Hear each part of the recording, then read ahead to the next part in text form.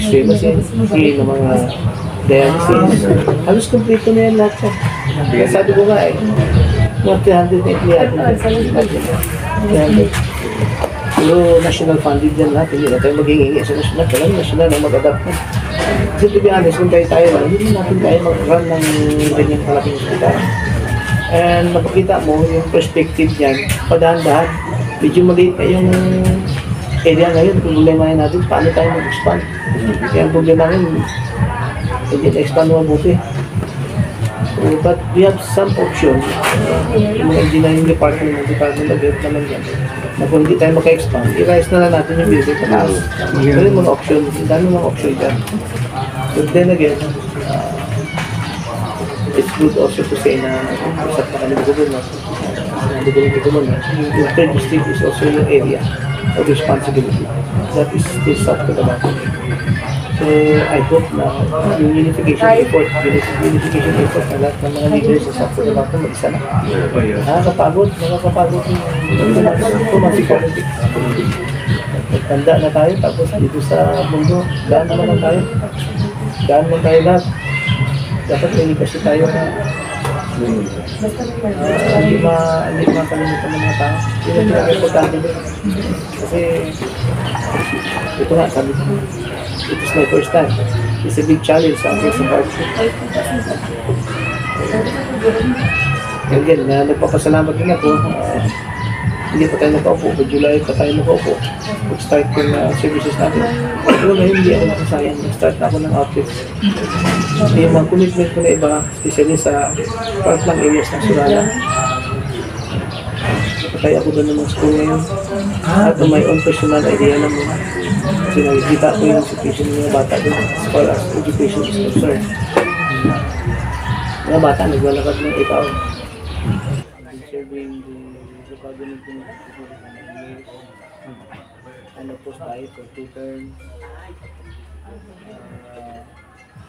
Hindi lang bago sa atin kasi yung mga outreach program na ganyan. Kasi yun talaga ang kumbaga the best program, the best flagship program na ginawa ko yung term as well.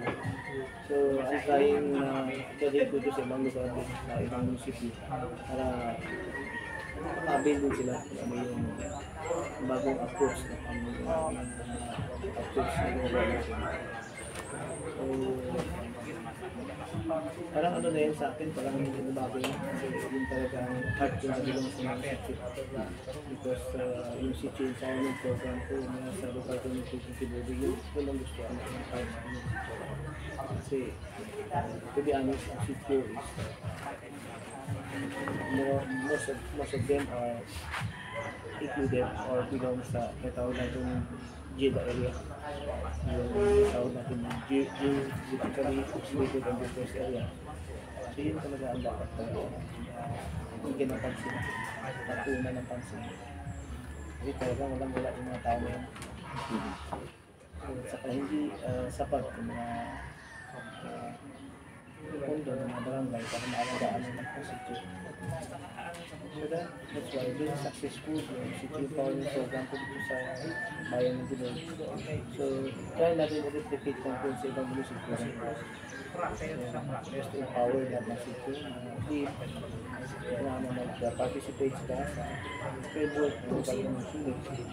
At ramdam nila lagi din sa mga gobyerno. Kasi to be honest, din natin yung 40-60 at ang ratio dito, 40% ang tribe sa bagong distrito natin. 60% Christian. But we were able to convince yung Christian leaders bigyan pa rin ng chance kung naging congressman. Kaya ng congressman sa 4th district. At nakita ng mga resulta because of our friendship din sa mga Christian. Siguro nakita rin nila yung the way we perform dito sa local government unit. So the way we being the government closer sa mga tao namin sa mga area. Siguro ang dam din yan at nakikita rin yan sa mga vlogs ko, sa mga page ko. Nakikita rin yan ng ibang mga bayan, mga adjacent town natin. Kung gusto nila makabi ng ano. Kasi ito na naman yung tatawag natin yung Asian sa services. Dapat ipalipit pa yung tao. Tapos we need to be visible sa lahat ng oras sa mga tao. Saka dapat easy access dapat ang mga tao na makainit ng tulong. Yung tulong na tinatawag natin na hindi na pwede bukas. Ganun tayo eh. Yung tulong na hindi na pwede next week, balik ka. Ang principle natin is kung ano na kaya mo ibigay yung araw, baka kailangan ng tao, ibigay mo. Huwag mo na kayo kasi most of our constituents, hindi yan makakaintindi na i-process ko lang kayo. Hanapan natin ng tulong. Balikan mo ako bukas. Hindi ganun ang principle ko, hindi ganun ang principle ko. So, ano yun, ano nila yun, ma-absorb nila pag ang tulong natin outright. Nag-come up ba sa inyong mind Kong, na inyong mga opponent ninyo before may age na kayo kasi yung dalawang bayan possible na maka 80% na kayo, yung remaining account ay nakuha na mayroong mga laman doon sa loob ng mga stores na mayroon na kayong commitment, especially during campaign time at ito nga, nung nakuha nyo na nga yung pagiging congressman representative ay nagkabigay kayo ng mga commitment ninyo, especially in fact. Nakama natin na yung target ng mga in-expect natin ng mga turn of event ng boats ng mga tao. Well, most of the time, ang iniisip natin is kahit na 20 na lang sa mga Christian area to 30%. At least nakuha naman natin. So doon sa Nurada, ini-expect natin na 30%, naging 50%. Pero yung 50%, hindi ini-expect na manalo ako doon. So yung 50% na nakuha natin, it's a big, big help sa atin. And also sa Santo Niño, lumamang lang sa atin ng 4,000. Which is 30% din ng 20% din. 20% din ng ang nakuha natin sa Santo Niño. And then sa Sulana, 30% din nakuha natin. Okay na to, boss lang. Yun lang sa next week, Montigo, target natin nakuha talaga natin. You mean yung priority dahil malaki yung points doon, priority ba sa annual budget nyo? Hindi ka Jay, meron mo siya. Sila? Or lahat yan, kahit naging kalaban nyo, bigyan nyo pa rin yung priority programs? Yes, not because election is over. Election is over. And it's time for healing process. Kasi let's not waste time for too much politics. Kasi hindi ganun ang natin, yung kasamay natin na pagkalaban, pagkaway. Sa atin naman, tayo ganun. The more ilab pa natin yung mga natin. Kasi we understand naman situation. It's a first election sa first Congress. Normal lang yun na mag-divide ang mga tao. Kanya-kanya sa mga kandidato. Kasi walang nakaupo eh. Walang incumbent. Ang caretaker lang is si Congressman Peter kasi siya nasasakupan niya pa yung position. But it's a different game. So, maybe sa 2028, siguro ng incumbent makuha siya sa tayo. So, kaya na, sabi ko, pwede na mag-use tayo ng time dito.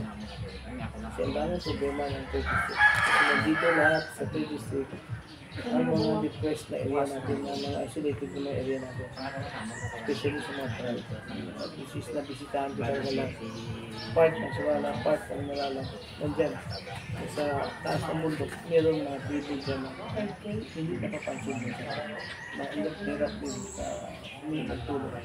Hindi rin mawasan na umiyak sila sa atin, paparating ng concern nila, masaya sila. Yan yun, at least sabi na ngayon ng tao, pwedeng umakyat sa amin kahit papaano at matikman din namin yung gobyerno. Minsan. From TV9. Ano po ba ang pakiramdam na ikaw ang nagawin o pinili ng mga taong bayan bilang first elected new congressman o ang new one people? Ano po ang pakiramdam na ikaw po ang pinili sa kanila? So wala akong nagbago, pakiramdam natin. It's just parang education lang ito eh. Parang education lang ito na continuous process of learning. At mayor tayo for 9 years, nag-level up na ng konti. Simple rin ang pag-solution natin sa mga tao. Wala nagbago.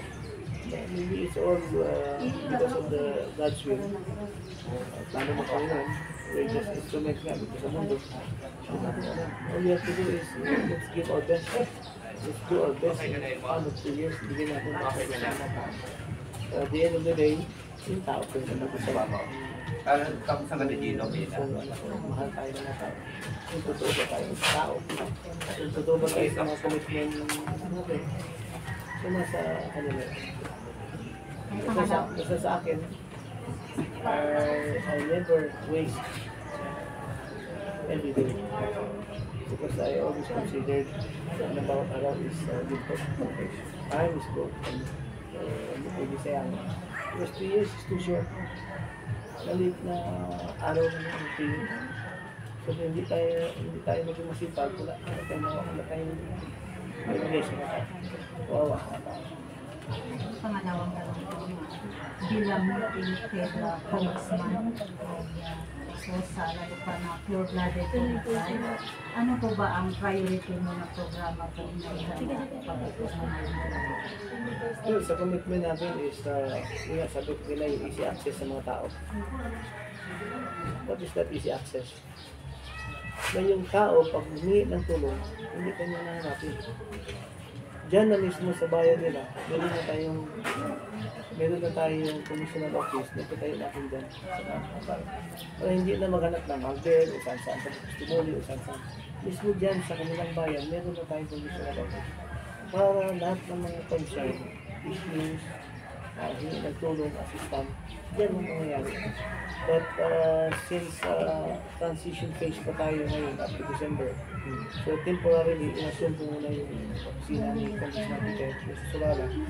Para dyan mga temporarily kung may mga mag-ingit ang tulong, dyan muna magpunta yung mga tao. Kasi i-establish muna natin temporarily yung mga staff natin dyan. Lagay tayo ng mga empleyado natin dyan na always na nag-smile. Hindi kasi bawal sa akin yun. Empleyado na kasi mangot. Kasi it reflects na personality. Pagka yung mga tao dyan, dito at saka magdita, huwag na lang kayo dyan. Hindi ganyan ang plano natin. So yun ang ginawa natin. Then after that, nag-start na tayo ng draft ng National Expenditure Program natin, or we call it NEP. It's a regular program ng Congressman. Nag-submit na rin tayo kasi tayo. So this June kasi, ito yung timeline na June dapat nag-submit na. And then we were able to identify also yung mga unfinished project ng mga previous na mga opisyal natin. So galing sa Kaidinan, from Daisy Abansing, kita mo din kay Governor Tamayo, kay Peter, ang dami lang nagawa, but meron pa rin na hindi pa natapos. So all we have to do is, tapusin natin yung ginawa nila. So, and we need to recognize them also na yung lahat na ginawa nila, pinunta naman din mga tao. So, ang atin na lang din, dugtuhan lang natin. Yun na naman ang solution. And we had already come up also with the design ng mga propose natin na multi-purpose building, isang natin ng mga barangay natin. And one of the major issue is yung mga health services natin. Sobra yun. Which is, meron naman tayong level 1 dito na inumpisahan nila ni Daisy noon. Inumpisahan nila ng congressman nila. Ni Tamayo, ni Governor Tamayo, at saka ni Peter. And but because of some political differences, medyo gumagapang level 1 hospital natin dito sa society. But we're aiming for that, na magiging ano yan, na magiging regional medical center. Once na mag-level 2 yan, if you imagine 300 na empleyado dyan, 500 beds ang target natin dyan. I hope ma-materialize during my term.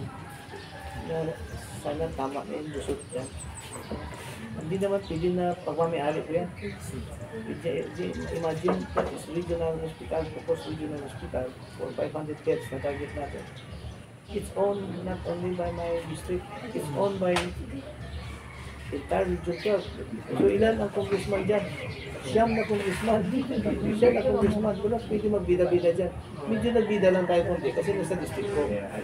So yun lang akin. Hilig din natin. Sana o tingnan yung political differences. Sana makatayo na yan. Tuloy na yung pag-angat yan kasi we need to sponsor a bill. So it act a bill para mag-declare natin na magiging regional center yan. Ilan room mo yan? Ilan rooms? Would you imagine na sa 500 beds? Ilang room yun? Alis pareha lang yan. So, isang pangarap na mahirap na magkaroon tayo ng mga free ng mga MRI dyan, free ng mga x-ray machines, free ng mga dialysis. Halos kompleto na yan lahat. Kaya sabi ko nga mga 380 yan. 300. Pero national funded yan lahat, hindi na tayo maghingi sa national. Kailangan national na mag-adapt na. Kasi to be honest, kung tayo lang, hindi natin tayo mag-run ng ganyan kalaking hospital. And mapakita mo yung perspective niyan, padahan-dahan. Medyo maliit na yung area ngayon, problemahin natin, paano tayo mag-expand. Kaya ang problema ngayon, hindi na-expand mo mabuti. But we have some options. Yung engineering department of Health naman yan. Na kung hindi tayo maka-expand, i-rise na lang natin yung building pataas. So yung mga option, dami mga option dyan. But then again, it's good also to say na usap na kami gobernador. Yung third district is also yung area of responsibility. That is still South Cotabato. So I hope na yung unification effort na lahat ng mga leaders sa South Cotabato mag-isa na. Nakakapagod yung tumating politics. Tanda na tayo, tapos dito sa mundo, daan naman lang tayo. Daan lang tayo lahat. Dapat may kasi tayo na hindi makalimutan ng mga tao. Yun ang importante din. Kasi ito nga, sabi ko, it is my first time. It's a big challenge sa akin sa party. And again, nagpapasalamat din ako. Hindi pa tayo nakaupo, but July pa tayo nakaupo. Mag-start yung services natin. Pero ngayon hindi ako nakasayang. Mag-start na ako ng outfit. Yung mga commitment ko na iba, especially sa frontline areas ng Surala. Kaya ako doon ng school ngayon. At my own personal idea lang muna. Kasi nakikita ko yung situation ng mga bata doon as far as education is concerned. Mga bata, naglalakad ng 8 hours. 4 hours pababa, pagbalik, 4 hours pababa. Walang introduction ko na. So that's why, out of my own idea, tayo ba ng temporary na school ngayon sa taas. Pero doon sila mag-araw. Then yung mga teacher, mag-hire din ako in coordination with the Department of Education. Ako na mismo mag-guide mo na ng teacher para makastart sa pag-aaral doon. Kasi ang hirap. 4 years old na bata, 5 years old na patanggalin mo ng 2 hours. Nasakit yun. A day. Tapos mag-uwi. Sa Tibuli, wala nang masyadong ganun. At meron mo yung school extension na sa mga Tibuli dito. Because of the city empowering program. So ngayon, sinuntisahan ko nila sa mga. Very nice. Kasi hirap sa sitwasyon. Wala tayo dun eh. Yung makikita. Kaya sabi ko, kailangan ng mga official talaga mag-visit sa grassroots level. May visit. At tumigan talaga sila para makita mo yung problema ng mga tao. Katulad ng ginawa niyo, tumulong kayo sa ito lang. Isa yan. First history daw na nagkagano. First, kung makita mo situation nila, lahat naman ng services nandun naman sa kanila, but ang problema na doon is daanan. So we need to, nag-commit ako din ng mga 15 million na for the meantime, pati sa tuburan, napuntahan ko ng tuburan, mapuntahan yung mga lugar. Tuburan, yan, mga lugar, Elpuda, Presidential Elpuda. Identify ko na yun lahat. During the campaign, while I'm campaigning, nakasolve din yun paano mga problema. So, parang para hindi na magbalik ng survey. Nag-campaign ka, nag-survey ka rin ang problema ng mga tao. Which is hindi mo sinasabi sa mga tao. It is surprise them. Mahirap mangako. Marami pa sumako. Saka mapako. Mas maganda yung you do it, you see it for yourself, and then bigyan mo kung ano kaya mo. Ilang million ang tourism dito sa Cebu. Ano so sa Lake Cebu. Ano pa naging mo sa 10 million sa tabi mo na ang tourism or more? Continue yan, hindi yan pwede. Because we need to maintain yung mga national index natin, yung popularity index natin sa national. Kasi nandiyan yan mga national program yan. Kailangan din natin mag-coordinate din sa TIESA. National. Yeah, yung TIESA kasi yung tourism yan, dadaan yun sa Congress natin. Baka doon makahingi pa tayo ng additional kung anong pwede na ma-enhance yung mga facilities natin like sa Lake Cebu, sa Liboli. Ma-enhance natin yung mga kung anong kailangan. So mas madali na sa atin. Hindi pwede nyo na isang tabi. We need to build it up pa. Magandahin pa lalo. Ngayon, tibuli lang yun. LGU lang yung nag-operate mo. Yung mga maximum yung Congress. Siyempre, yung mga secretary dyan, kailangan natin makipag-align sa kanila. Para at least makita nila yung annual implementation program ng bawat LGU dito. Easy na sa kanila makapasok doon. More budget. Just like Department of Health, ang lahat ng program ng Department of Health naka-align sa AIP ng lahat ng mga LGU. So ngayon, yung mga tao ko ngayon, umiikot na ngayon sa mga LGU para i-ask ang mga health services natin. I-check yung mga AIP nila para doon tayo papasok. Maglagay na tayo ng puso doon based sa kanilang mga recommendation. Ganun na yun dapat collaborative effort. Hindi mo pwede na magdala ako doon ng machine gun doon, tapos kalabaw pa lang kailangan nila. Hindi tayo magkatumba. Ano ba yan? Ano ba yan? So kung I'm JP Salig, KNN News Patrol from South Cotabato, ang yung mga outreach program ho ninyo, tuloy-tuloy ba ito yung municipality at especially sa mga bulbundoking area? As I've said, yun ang enjoyment ko. Yun ang enjoyment. And ano yan, parang kumbaga, it's my personal commitment. Mga tao, nabibisible sa lahat ng mga part-lang area. Hindi mo makita at hindi mo maramdaman ang problema ng mga tao. Take note dito. Isang malaking pasalamat ko rin sa ELCAP program. Those at the time ni Duterte.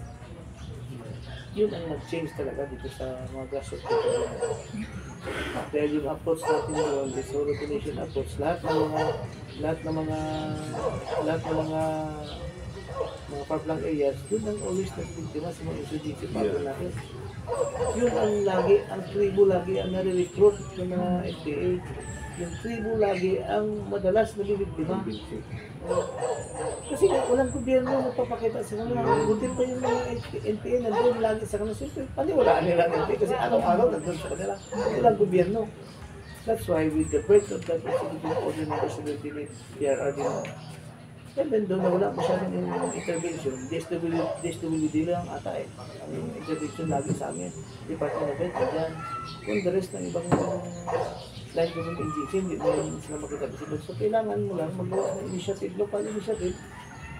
Tuloy yun kasi yun na magiging kumbaga authority mo. Kasi dala mo mga line government agency, at sa bundok, magtulog doon. Ito ang gobyerno.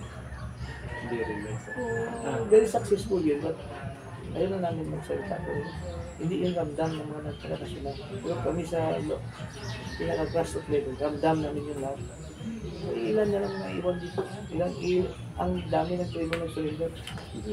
Dito mismo sa bahay nito. Ilang LPA na nagdala dito. Kayo po ang author noon na ako at nung kayo pa yung Mio. No, that is national program. So, in-adapt na natin. So, In-adapt natin yung... pero kayo yung true initiative sa inyo at kayo yung spoke doon na talagang umakyat. Yes. Kaya ang initiative, depende yan sa mga... Kami nga una nag-declare dito ng gusto mo nag-data sa mga EPA. Which is, walang munisipyo na una nag-declare kung Tibuli. That's the time of 27 IB pa. Before umalis ang 27 IB, palit yung special forces. During of At saka sa first servisyo karabat, first na launching, dito sa Tibuli nangyari yung aircam.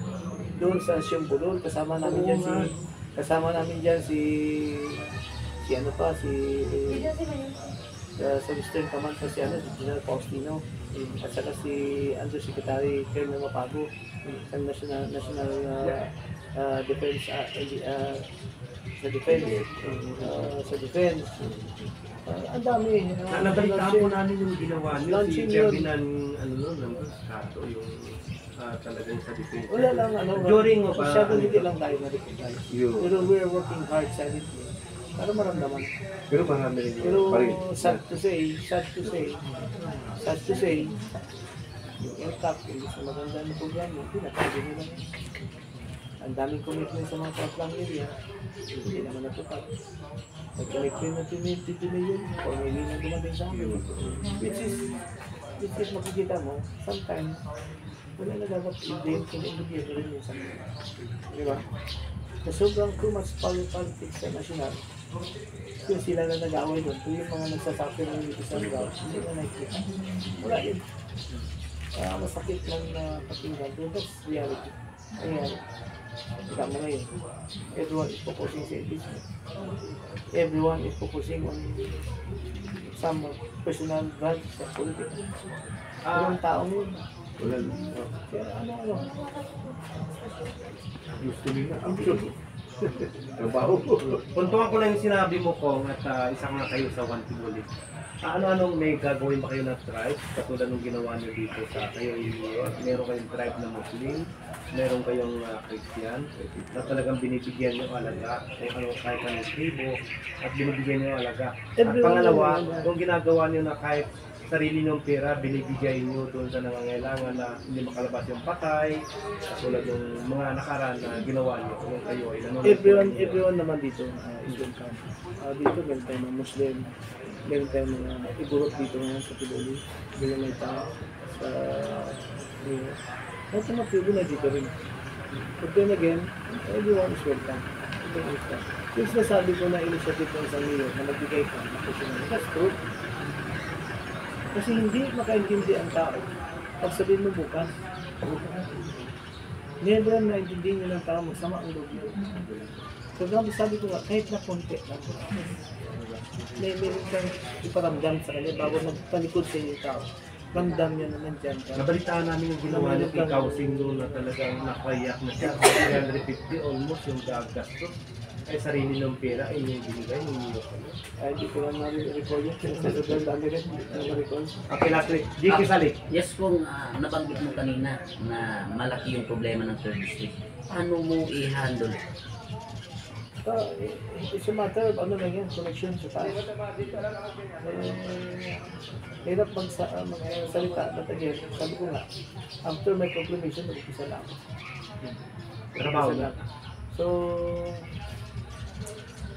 to cut it short, let's walk the talk. Let's walk the talk.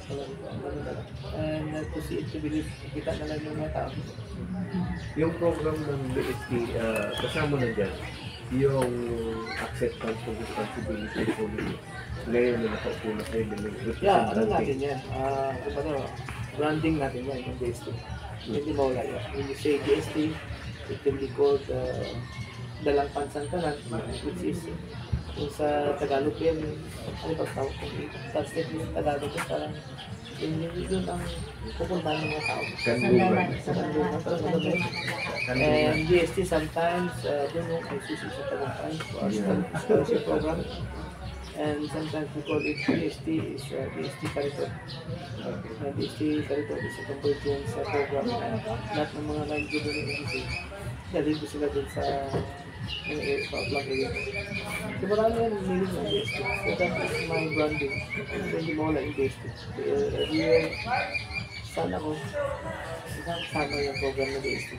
Kasama na rin ba yung dagdag nila? Kasama na rin ba yung yung futuristic na pati nga ang mobile hospital dinadala sa mga purok sityo? Darating ba dyan? Darating. Ngayon nga napapasalamat na ako Ngayon pa lang, hindi ako nakaupo. Hindi pa ako nakaupo, may nag-delete na sa akin na isang Tamara FX. Pinatid lang sa akin kasi sorry na makatulog. Ngayon pa lang, yung plastic. Pinatid sa akin ito, isang ito. Lagyan natin yun para magiging utility vehicle ng lahat ng backup ng mga ambulansya kasi hindi makaya ng hindi makaya ng mga LGU natin na yun, backup. Ayun, magdagdagan pa yan. Ngayon, magdagdagan pa, marami pa. Kasi para sa mga LGU services natin sa mga tao. Maraming salamat at binigyan niyo kami ng pagkakataon.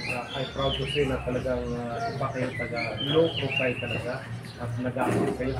Kasi nakita namin, 2 araw kami dito. Ang dami niyang tao din na pumupunta, hindi kayo nakopo, ay nandiyan na at tumutulong na kayo. Sabi ko lang is this a new journey, my new journey with first elected congressman of the district. Gusto ko lang sa mga constituents ko is take me in all your prayers to give me more wisdom and you pray for my good health also kasi kailangan natin para maging sipag pa tayo para hindi sinasabi ko nga it's a new beginning, so it's a new challenge. So, but don't ever try to lose hope. Okay? Kasi ito, tayo yung sasabi na may darating naman pagbabago sa services. Maraming salamat. Yan ang mensahe payag ni Honorable Congressman duly elect Dibu Tuan ng 3rd District Upper Valley sa lalawigan ng South Cotabato. Magandang umaga.